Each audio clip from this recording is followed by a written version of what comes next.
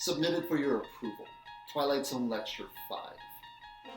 Take a moment and imagine a world where the ugly are either exterminated, or in the words of Janet Tyler from Eye of the Beholder, sent to a ghetto designed for freaks. It might seem far-fetched, and the dictator's militant call for uniformity in the penultimate scene of the episode may strike you as heavy-handed, but I would suggest that this week's episodes aren't that far off from the truth. As Flannery O'Connor famously wrote, and I quote, "To the hard of hearing you shout, and for the almost blind you draw large and startling figures." End quote. This is precisely what Rod does, and the grotesque, pig-like faces of the episode are indeed startling. Our society may not force the ugly into segregated ghettos, but it is certainly the case that every layer of our society is systemically rigged against the ugly in favor of the beautiful. And if you think that a woman undergoing extreme surgery to transform her appearance is beyond the realm of believability, I turn your attention to the 2000s TV show The Swan, which aired on Fox in 2004, and ABC's 2002 Extreme Makeover, which of course would be followed by the spin-off series Extreme Makeover Home Edition. For your reference, I have included clips of these episodes on the syllabus. The acting in this episode is mesmerizing, especially the role played by Maxine Stewart, our deformed patient. What's more, it is masterfully filmed.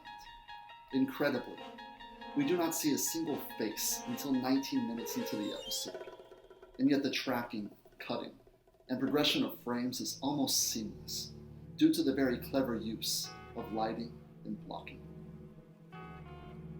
In the after hours, when Marcia White finds out that every aspect of her world is artificial, from her plastic ankles and painted on lips right down to her mother's birthday, a mannequin goes on vacation, pretending to be a real person. Now, before you align this movie with the likes of the B-movies, A Mom for Christmas, starring Olivia Newton-John, or Life Size, starring Tyra Banks, I urge you to dig a little deeper, for this is no such film. The entire story takes place within a department store. Consider what this might mean by way of allegory. A better point of reference might be George Romero's 1978 zombie movie, Dawn of the Dead, which takes place almost entirely within a shopping mall. Here, the zombie represents a mindless consumer, a credit card wielding shopaholic who is never truly alive. Think also of the well-known scene from Fight Club, where the story's protagonist admits that he too, quote, had become a slave to the IKEA nesting instinct, end quote. We watch as the narrator walks past various articles of furniture, which are then overlaid with their product numbers and descriptions. The department store, I propose to you, represents commercial society and a life ruled by consumer desires. Consider too what the mannequin represents. Mannequins are used to model popular fashions. They're empty vessels marketing an idealized lifestyle fueled by money and materialism. The mannequin models who we want to be, or more exactly, who we're supposed to be. A glittering, artificial image that few of us are able to live up to. As a parallel, consider the idealized lifestyles portrayed on social media. What you see there, of course, is carefully curated, airbrushed, glittering, and artificial. This is what the mannequin represents. On the surface, yes, the episode is about a mannequin trapped in a department store, but allegorically, on a deeper level, the episode is about a market-driven consumer trapped in commercial society. In order to deepen your understanding of the episode, I ask you to consider the argument made by French philosopher Jean Baudrillard that there is no such thing as a true or false reality, but only simulacrum, or the representation of reality, which is indeed the only version of reality we ever have.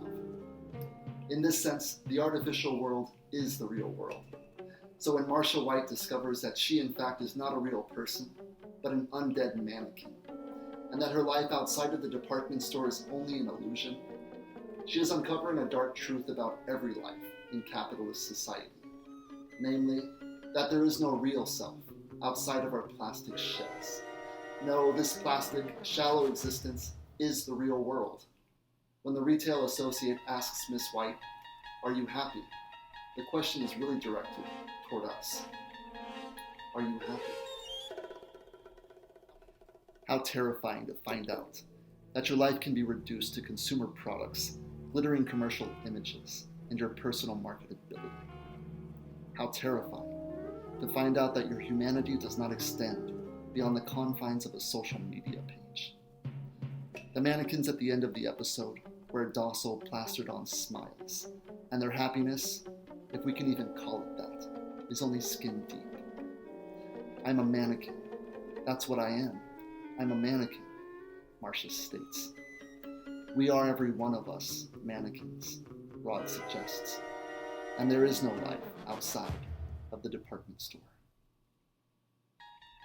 Regrettably, I leave you tonight with a word from our sponsor, Halo Shampoo.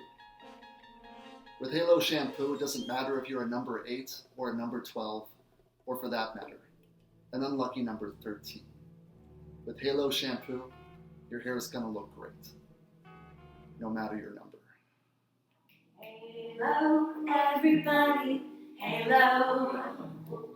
Halo is the shampoo that glorifies your hair. So Halo, everybody, Halo. For softer, lively curls and brighter, sparkling hair. Halo means natural beauty. The first time that you use it, you need no special rinsing after you use it. So Halo, everybody, Halo. Halo Shampoo, Halo. That's Halo Shampoo. Whether you're a number 8, a 12, or an unlucky number 13, Halo promises to glorify your hair.